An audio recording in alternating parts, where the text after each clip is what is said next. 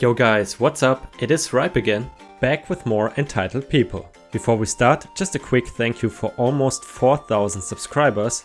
Thank you very much for sticking with me and continuing to watch my content. So without any further ado, let's dive right in. Craziest woman I have ever met. Didn't know people like this really existed. It was my first week waiting tables at a brand new restaurant that opened in the Rittenhouse neighborhood of Philly. A swanky downtown neighborhood, a lot of old money. A private party of around 50 rented out the entire back section of the restaurant for Karen's birthday. A few people showed up early to do some decorations of their own for the party and drop off the cake, etc. These people worked for Karen's husband. One woman, that I'm assuming was their nanny, started chatting with me while we were both setting up the back room. She told me to get ready to meet the worst person in the world. I thought she was joking and I did a little chuckle. A couple hours later, guests start arriving and everyone seems super cool. I would say 30 to 40-year-old young professional crowd. They all look a little on edge though, and I realize later it is because they don't really want to be around Karen, and I'm assuming they worked for Karen's husband and he just made them come just to have bodies. Karen finally shows up a couple hours late. When she walks in the front door, she immediately takes off her fur coat and throws it at a customer sitting in their chair having dinner like she's Meryl Streep in Devil Wears Prada. The front of the restaurant was still regular guests, and one of the other servers ran over and grabbed the coat off of the guest, who had an intense look of confusion on his face. She gets into the back room and doesn't say a word to anyone, no hellos to anyone. She just walked straight over to the gift table and started tearing gifts apart at a rapid pace and throwing everything on the ground like a 5-year-old on Christmas. This triggers her first crying fit. Apparently there were some things from her wish list that were not in the pile of brand new expensive clothing and jewelry spread out on the floor of the restaurant, covered in bits of wrapping paper, which is, by the way, right in the area where servers need to walk through to bring drinks and food. Her husband does nothing but kind of pat her back and let her cry it out for a bit while everyone is very uncomfortably staring at them, so this was clearly a very regular occurrence that he would deal with.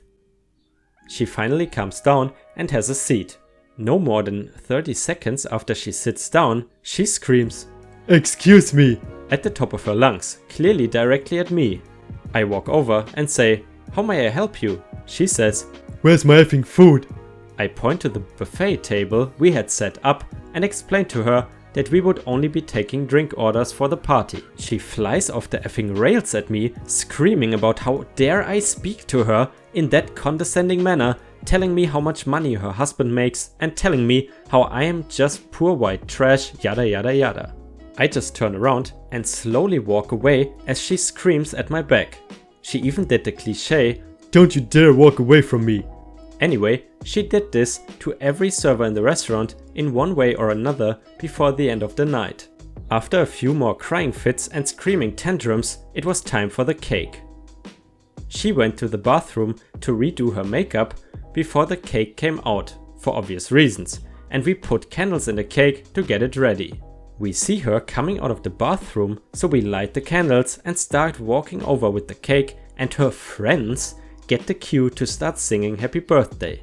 She immediately throws a fit about how she was not ready yet and starts screaming at us to put the candles out and to wait in the corner and not move a effing muscle until she tells us to. We had all reached our limits as human beings. This was a brand new job for us all, and the fact that our manager had not stepped in at all the entire night to say that you cannot speak to his staff like that was a red flag. There were 2 girls carrying the cake, while myself and another guy had plates and forks. The girls carrying the cake stared this lady right in the eyes and dropped her expensive cake on the ground. The one girl said, "Oops," and we all turned around and walked right the F out of that place and went out for a drink. The lady was crying and screaming about suing everyone, throwing crap, just having a full-on meltdown. It was her 44th birthday.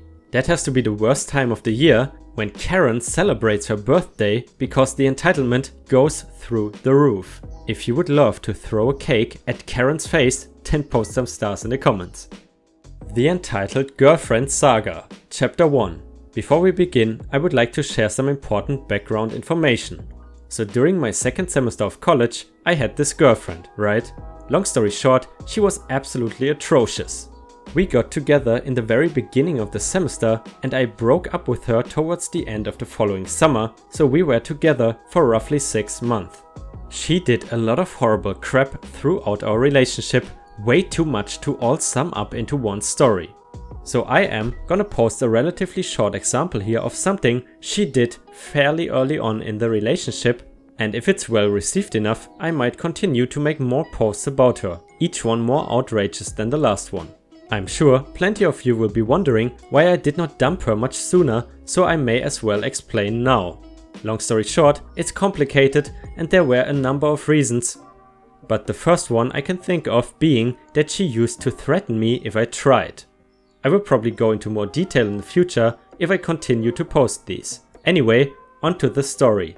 As mentioned, this one is relatively short, so I hope you all enjoy. The cast is e.g. entitled girlfriend, UF Ukrainian friend. His race is somewhat relevant to the story. Here's one more bit of background information, specifically about UF. Basically his story is, when he was a baby, he was adopted from Ukraine by a lesbian couple and brought to the States. Not long after he was brought over here though, his parents divorced and both remarried other women, so he essentially grew up with 4 mothers. He enjoys to use "fun fact about me, I have 4 moms" as a conversation starter when meeting someone new, and it's funny especially to him because they are always so confused when he says that. Before he explains it, of course. Also, not that it's super important, but he was one of the first people I met when starting up at my university. So I was dating EG for a little over a month at this point, and I introduced her to UF. At one point during the night, he pulled out his usual conversation starter about his 4 moms. EG, of course, asked him to explain, so he told her his backstory. It was interesting as always, and this time around it prompted this, totally joking, response from me. Man, I tell you what, I love my mom more than anyone in the world, but if I had to grow up with 4 of her, I would actually have gone insane. UF and I both completely left this off and move on. But not EG. No, something about what I said did not sit right with her. And she acted miserable for the rest of the time we all hung out, which actually was not that long. After we leave UF to go back to my dorm, I ask her why she was clearly upset. Now before I continue, I want you to take 3 guesses as to why she was angry. Did you guess that it was because I said I loved my mom more than anyone in the world? Because if you did, then congratulations, you win. Yeah, but seriously, hearing "I love my mom more than anyone in the world" come out of my mouth was very displeasing for her, to say the least. Why? She thought that I should love her, e.g., more than anyone else in the world, including my own mother, who spent the first 18 years of my life bending over backwards to try to make sure I lived the best life I could. And mind you, EG and I had barely been together for a month and a half at this point. That's basically the story. Sorry for all the fluff. I just figured I may as well try to make this interesting to read. Hope you all enjoyed. I'm very curious how this crazy girlfriend threatened the OP in case he wanted to dump her. Let me take one guess and I would say it's the good old "if you leave I'll kill myself" move. But anyway, let's continue. EB thinks her time is too important to wait at the urgent care clinic and ends up waiting even longer. So I went down to the local urgent care clinic this morning, located in a major grocery store chain. Loved this place, they are competent, fast and relatively inexpensive. For some reason, my insurance only requires a $20 co-payment here, but if I go anywhere else, it's $50, so go figure. So it's well known in my town that this place requires appointments booked online beforehand. They will take walk-ins, but you gotta wait for an opening, and depending on how busy they are, that could take a while. But now onto the story. I show up at 8:30 AM for my 8:45 appointment. I check in, sit down and wait. Cue EB with her kids, a teenage son and a young daughter. The nurse asks her for her appointment time to check her in, She immediately gets defensive and says, I don't have one. I just want to do a walk-in. Can't I do that? The nurse says yes, but the first available time is 9:30 AM. EB screams, That's ridiculous. I refuse to wait that long. I will go somewhere else. Good riddance to you, EB. None of us want to listen to your screeching. Now this is where it gets good. Most likely EB went across the street to a standalone urgent care clinic. They are also very popular, also require pre-booked appointments and are not nearly as fast as this place, so my bet is she will be waiting even longer. I finish up my appointment around 9:15, starting the checkout process, and guess who comes stomping around the corner? EB walks back up to the nurse saying, Okay, I will take that 9:30 walk-in appointment then. Nurse looks at her, smiles and says, Sorry ma'am, that slot has since been filled. If you're doing a walk-in, the earliest we can now see you is 12:30 PM. I left the clinic to the dulcet tones of EB losing her crap. Guess you should have just sat and waited. That's very satisfying, and that's exactly what you deserve for feeling entitled to an appointment.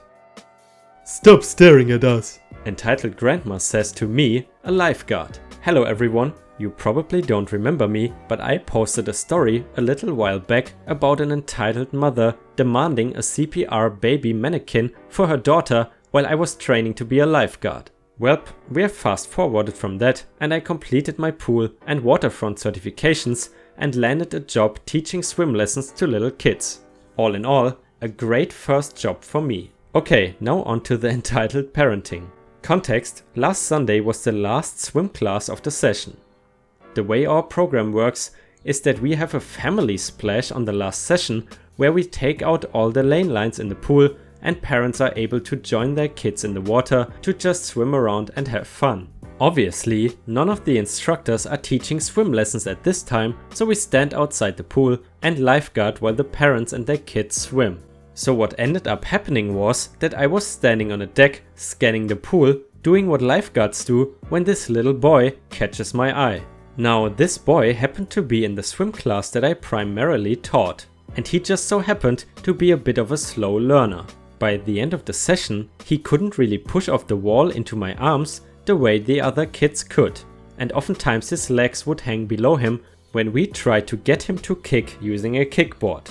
His brother was doing great, but he wasn't. So naturally, I'm on high alert when I see him with a black floaty that doesn't look fastened properly and seemingly unable to get to the wall if he needed to.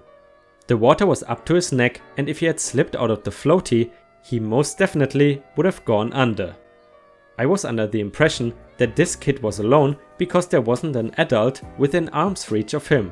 That's one of the rules at our pool, by the way. If a kid isn't exactly able to swim on their own, they need to have an adult within arm's reach of them at all times. But just when I am about to go get the kid to the wall, an elderly woman, who I can only assume was his grandmother, comes up to him. I relaxed a bit and continue to monitor the pool, looking over now and then and making sure he's in no immediate danger. And this is where the entitlement comes in. At some point, while I'm watching the kid and his grandma, the grandma sees me looking over. I keep watching them, making sure he's alright, and then look around at the other kids. Then I move my gaze back to the kid and his grandma, and she sees me doing that again. The third time I do it, she gives me a little bit of a stink eye, but of course I'm on duty and cannot pay this woman much attention, so I keep scanning. They say third time is a charm, I say fourth time is the killer.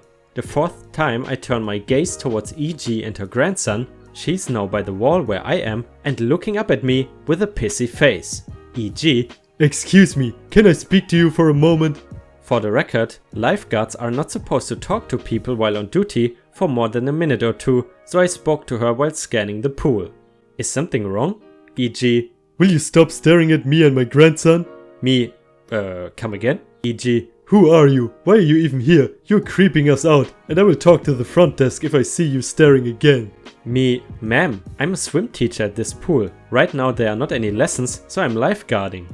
I was not staring at you with bad intent. I was only making sure you and your grandson were safe. I'm sorry if it came off that way. Well, my grandson and I are fine. We don't need people watching us. Lifeguards are required by law at public swimming establishments. I need to be watching everyone swimming. E.g., Can you not be creepy about it at least? Good God, how would they even hire someone as creepy as you? Making assumptions based on someone's appearance. Nice going, old hag. I was about to say something back, but then something catches my eye. This old hag has been spending so much of her time chewing me out for doing my job that she failed to keep an eye out for her grandson, who is floating helplessly farther away from her, farther away from the wall, and that floaty keeps rising higher and higher up his chest and he keeps going lower. So I ignore what this lady had been saying, walk a bit down so I'm right across from the poor kid, and throw out my rescue tube. I call for him to grab on, which he does, and safely guide him back to the wall. Grandma looks like she's going to lose it, which probably would have happened had my manager not stepped in. The rest of this went past in a blur. We got the kid a much better fitting life vest, and Grandma did not bother me the rest of the time they were there. Calling lifeguards creepy for looking over you and your kid in order to protect them in case something happens, that's really a new low for Karen. And interestingly enough, a lot of people in the comments on that post have witnessed entitled parents harass lifeguards. If you have any entitled parents lifeguard stories to tell, please share them in the comments or on r/ripestories, which is our own subreddit, as you may know. Anyway guys, that is all the content I have for you today. I'm sorry it's shorter today because I don't really have much time today, but I hope you enjoyed it. And if you want more Ripe content, then you can also check out the Pro Revenge episode I uploaded earlier today. So thanks for watching, and I hope I see you again tomorrow.